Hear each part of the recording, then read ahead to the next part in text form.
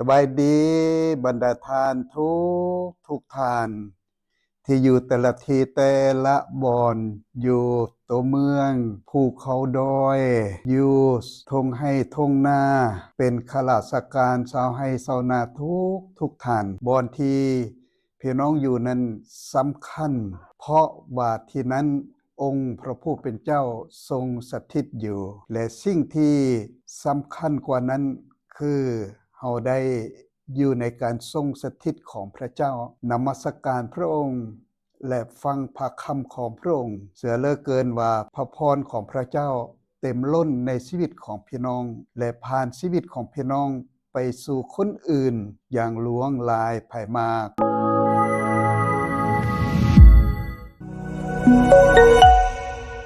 ขอยินดีต้อนรับพี่น้องทุกท่านเข้าสู่รายการ Hope Devotion ขน้อยศาสนาจารย์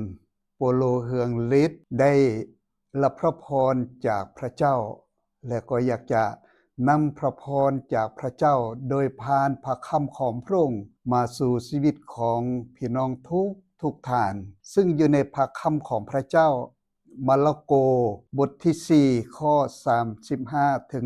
41ซึ่งมีหัวข้อว่าพระเยซูคริสต์เจ้าทรงห้ามลมพายุ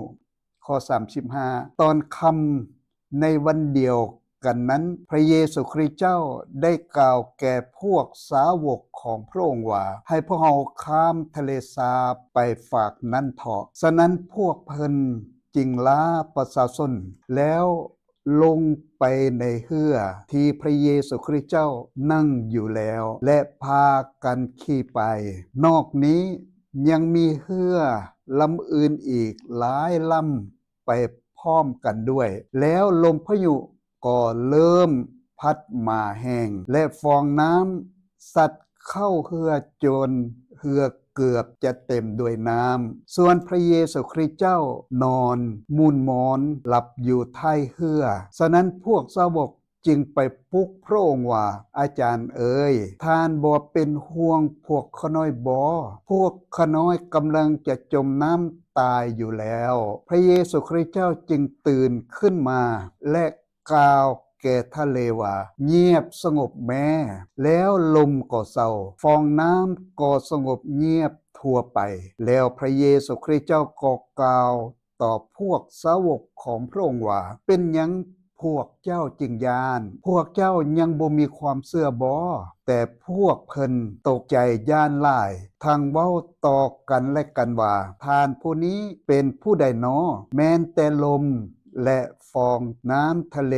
ก็ยอมฟังความเพิ่นอาเมนพอจากอธิษฐานขอกันทรงนำพามาจากพระเจ้าฮาเลลูยาฮาเลลูยาข้าแด่พระเจ้ายาเวองค์พระผู้เป็นเจ้าเวลานี้พวกคนทั้งหลายจะฟังและรับเอาถ้อยคำของพระองค์ถ้อยคำเป็นชีวิตเป็นฤทธิ์เดชอำนาจขอให้ถ้อยคำนี้นำการเปลี่ยนแปลงและฟื้นฟูชีวิตของพวกคนทุกคนดีได้ฟังได้ยินจากถ้อยคำของพระองค์สั่งทำลายสิ่งชั่วร้ายหมู่มารซาตานอำนาจแห่งความมืดออกไปมันบ่มีสิทธิ์ส่วนที่จะย้ายหรือแตะต้องชีวิตของผู้ใดผู้หนึ่งขอพระเจ้าอวยพรพี่น้องผ่านถ้อยคำของพระองค์นี้โดยเทินกราบทูลอธิษฐานด้วยความเชื่อในนามชื่อพระเยซูคริสต์เจ้าทุกคนกล่าวว่าอาเมนอาเมนฮาเลลูยาสรรเสริญพระเจ้าหัวข้อจากพระคำของพระเจ้าตอนนี้ขอในขอใส่หัวข้อว่าถ้อยคำที่มีอำนาจเหนือปัญหาถ้อยคำที่มีอำนาจอยู่เหนือปัญหาถ้อยคำแม่นคำเว้าแม่นคำเว้าที่มาจากพระเจ้าถ้าจะเว้าแล้วพระเจ้าทรงเป็นพระคำทรงเป็นพระเจ้าซึ่งอยู่ในพระคำโยฮันบท1ข้อ1เมื่อต้นเดิมนั้นพระคำทรงเป็นอยู่แล้วพระคำนั้นและทรงเป็นพระเจ้าและพระคำนั้นทรงดำรงอยู่ตลอดกาลพระคำทรงเป็นพระเจ้าพระเจ้ามี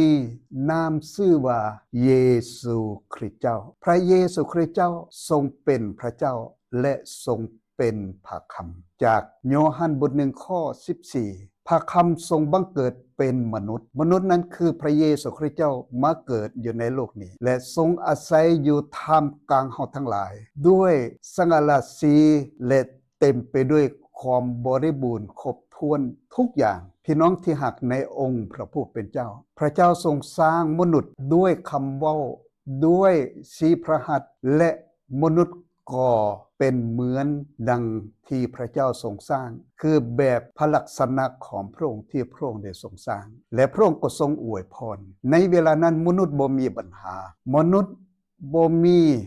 การสับแสงเพราะหยังเพราะมนุษย์อยู่กับพระเจ้านิรันดรเพราะมนุษย์เป็นผู้บริสุทธิ์เมื่อมนุษย์ตกอยู่ในความผิดความบาปนั้นก็นำมนุษย์ไปสู่ความตายนำมนุษย์ไปสู่การสับแสงทุกอย่างฉะนั้นมนุษย์จึงมีการเจ็บไข้ได้ป่วยทางด้านร่างกายและทางด้านความคิดจิตใจก็มีความยันกลัวมีความโศกเศร้ามีความวุ่นวายและทางด้านความตายก็เข้ามาในจิตวิญญาณถึงแยกออกจากพระเจ้าและมนุษย์บ่สามารถที่จะพบชีวิตนิรันดรบ่สามารถที่จะพบพระเจ้าเพราะความผิดความบาปย้อนมารซาตานมันคุมอยู่พระเยซูคริสต์เจ้าเสด็จมาในโลกนี้ 2,000 กว่าปีพระเยซูคริสต์เจ้าได้เฮ็ดการอัศจรรย์หมายสำคัญคนเปี้ยย่างไปได้คนเจ็บไข้ได้ป่วยหายจากโรคฆ่าคนที่ตายแล้วเป็นขึ้นมาจากความตายและพระองค์ก่อเหตุการณ์อัศจรรย์เหนือภัยธรรมชาติฉะนั้นจากพระคำของพระเจ้ามาระโกบท4ข้อ35ถึง41ที่ได้กล่าวไปหรือได้อ่านไปวังหนึ่งนี้เป็นเรื่องจริงที่ 2,000 ปีที่ผ่านมาพระเยซูคริสต์เจ้าอยู่ในโลกนี้และในปัจจุบันเรื่องจริง 2,000 ปีก็ยังมีอยู่กับคนในยุคปัจจุบันพระคำของพระเจ้าได้กล่าวไว้ว่าพระเยซูคริสต์เจ้าสั่งสอนแต่เช้าหอดค่ำและพระองค์ก็บอกสาวกและลาประชาชนและพากันลงไปในเรือและก็มีเรือลำอื่นอีกมีหลายลำไปพร้อมกันและในเวลาที่เรือของพระองค์และสาวกออกไปขอดกลางทะเลมีเรื่องหนึ่งเกิดขึ้นคือมีพายุใหญ่และตีเรือพัดเรือและเฮ็ดให้ฟองน้ำเข้าไปในเรือและเฮ็ดให้เรือนั้นจะเต็มไปด้วยน้ำสาวกก็พากันย่านสาวกก็พากันแก้ไขปัญหาพอบางคนเป็นสาวประมงเขามีความชำนาญเกี่ยวกับเรื่องน้ำเห็นว่าพระเยซูคริสต์เจ้าบ่สนกับเหตุการณ์ที่เกิดขึ้นพระเยซูคริสต์เจ้านอนมูนหมอนหลับอยู่ท้ายเรือสบายสาวกพากันสนละวนพากันแก้ไขเกี่ยวกับเรื่องสถานการณ์สาวกมีความยันกลัวเพราะความตายอยู่กลางทะเลมีลมพายุใหญ่พัดมาเขาสู้บ่ไหวจึงมาปลุกพระเยซูคริสต์เจ้าเขาปลุกว่าพระอาจารย์เอ๋ยท่านบ่เป็นห่วงพวกเขาน้อยหรือพวกเขาน้อยกำลังจะจมน้ำพากันตายหมดแล้วในเวลานั้นในทันใดนั้นพระคำของพระเจ้ากล่าวพระเยซูคริสต์เจ้าก็ลุกขึ้นและพระองค์ก็ยกมือขึ้นห้ามลมพายุห้ามฟองน้ำห้ามคลื่นน้ำที่กำลังเกิดขึ้นในเวลานั้นพระองค์กล่าวว่ามิดเงียบสงบแม่คำเดียวนี่คำเว้าของพระองค์ว่ามิดเงียบสงบแม่แล้วลมก็เศร้าฟองน้ำก็หยุดติลมพายุก็บ่มีอีกต่อไปพี่น้องที่หักในองค์พระผู้เป็นเจ้าจากเหตุการณ์ที่เกิดขึ้นนี่ปัญหาที่มักเกิดขึ้นมีอยู่3ปัญหาใหญ่ๆในชีวิตของมนุษย์เนี่ยหรือชีวิตของมนุษย์นี่มักจะพบ3ปัญหาใหญ่ปัญหาที่1คือปัญหาทางด้านฝ่ายกายภาพปัญหาที่2คือปัญหาทางด้านความคิดจิตใจและปัญหาที่3ที่คนบ่ค่อยที่จะคิดนั่นคือปัญหาฝ่ายวิญญาณจากเหตุการณ์ปัญหาที่เกิดขึ้นกับสาวกอยู่ทะเลคือเขาได้เห็นลมพายุเขาได้เห็นฟองน้ำและเรือที่เขาขี่นั้นน่ะก็ซัดไปซัดมาจนจะเต็มด้วยน้ำนี่คือปัญหาของมนุษย์ที่เห็นกับตาปัญหาของมนุษย์ที่สัมผัสด้วยมือด้วยตนเองและพยายามที่จะแก้ไขปัญหาทางด้านฝ่ายกายภาพด้วยกำลังด้วยวิธีการด้วยความรู้ด้วยการศึกษาด้วยปัญญาหรือด้วยกำลังเพื่อจัดการเกี่ยวกับ ปัญหาทางด้านฝ่ายกายภาพฉะนั้นเราเห็นว่ากำลังของมนุษย์วิธีการของมนุษย์ปัญญาของมนุษย์บ่สามารถที่จะจัดการหรือแก้ไขปัญหาทั้งหมดได้ปัญหาใหญ่กว่าความรู้ของมนุษย์บ่ถึงกำลังของมนุษย์บ่ถึงฉะนั้นมนุษย์จึงล้มเหลวทางด้านปัญหาหรือบางคนก็เสียใจบางคนก็อ่อนกำลังและเฮ็ดให้ปัญหามาท่วมล้นในชีวิตในที่สุดก็แก้ไขบ่ได้และปัญหาที่2ความคิดจิตใจในเหตุการณ์เดียวนั้นทางด้านฝ่ายกายภาพความคิดจิตใจก็ตามมาคือในเมื่อที่เขาเห็นในเมื่อที่เขาสัมผัสเกี่ยวกับลมพายุความคิดของเขาก็คิดบ่เหมือนเดิมใจของเขาก็มีความย่านกลัวเขาจึงฮ้องว่าพวกคนในกำลังจะจิบหายตายแล้วพวกคนในมีความย่านกลัวพอลมพายุพอปัญหากำลังเข้าผ่านในชีวิตในเวลานี้เขาพยายามที่จะระงับปัญหาทางด้านความคิดบ่ได้ฉะนั้นพี่น้องที่รักในพระเจ้าในปัจจุบันนี้นี่บางบ่อนบ่มีทะเลแต่บางบ่อนนั้นปัญหาที่เกิดขึ้นนั้นคือกันกับทะเลกำลังจะจมทะเลกำลังจะจมน้ำคือกำลังจะจมปัญหากำลังจะตายแล้วหลายเทื่อคนก็บอกว่าโอ้ยปัญหานี่เข้ามาในชีวิตกำลังจะตายแล้วกำลังจะจมอยู่ในปัญหาตายแล้วจะเป็นปัญหาครอบครัวผัวเมียลูกจะเป็นปัญหาเศรษฐกิจจะเป็นปัญหาค่าครองชีพจะเป็นปัญหาเกี่ยวกับเรื่องซุ่มพื้นบ้านอย่างหลวงลายผามากมันกองอยู่ในชีวิตฉะนั้นมนุษย์เฮาพยายามที่จะแก้บ่ได้ไปยังจะว่าแก้บ่ได้โดยกำลังของมนุษย์เพราะมนุษย์ลืมว่า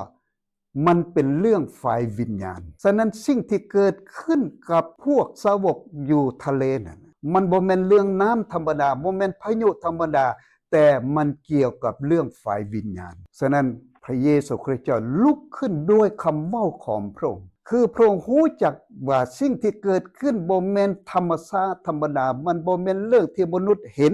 แต่เป็นเรื่องอยู่เบื้องหลังสิ่งที่มนุษย์บ่สามารถเห็นได้และแก้ไขบ่ได้และสู้บ่ได้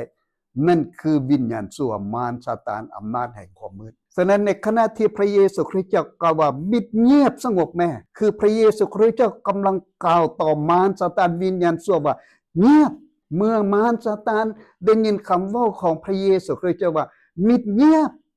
มันก็เงียบเพราะคำเว้าของพระเยซูมีอำนาจเหนือมารซาตานเมื่อมารซาตานเงียบลมพายุก็เงียบก็เศร้าในเมื่อที่ลมพายุเงียบเศร้าจิตใจของสาวกก็เงียบบ่มีความยันกลัวบ่มีความวุ่นวายและบ่มีความสะท้านเหมือนเดิมพี่น้องที่หักในองค์พระผู้เป็นเจ้าปัญหาที่เกิดขึ้นอยู่ในชีวิตของเฮานี่ทางด้านฝ่ายกายภาพทางด้านจิตใจทางด้านฝ่ายวิญญาณถ้าเฮาพยายามแก้ทางด้านฝ่ายกายภาพบ่แล้วแก้ทางด้านความคิดจิตใจบ่แล้วจักเทื่อเขาต้องแก้ทางด้านฝ่ายวิญญาณคือในนามพระเยซูคริสต์เจ้าพระคำของพระองค์เป็นคำเว้าของพระองค์ใส่ถ้อยคำของพระองค์กล่าว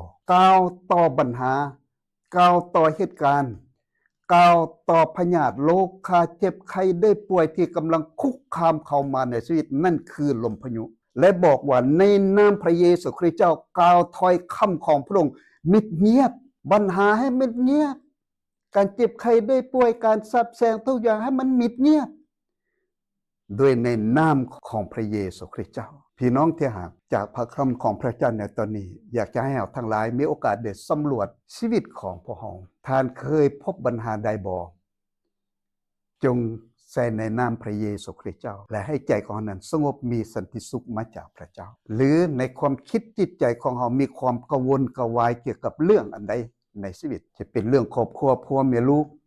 จะเป็นเรื่องสังคมซุ่มซ่น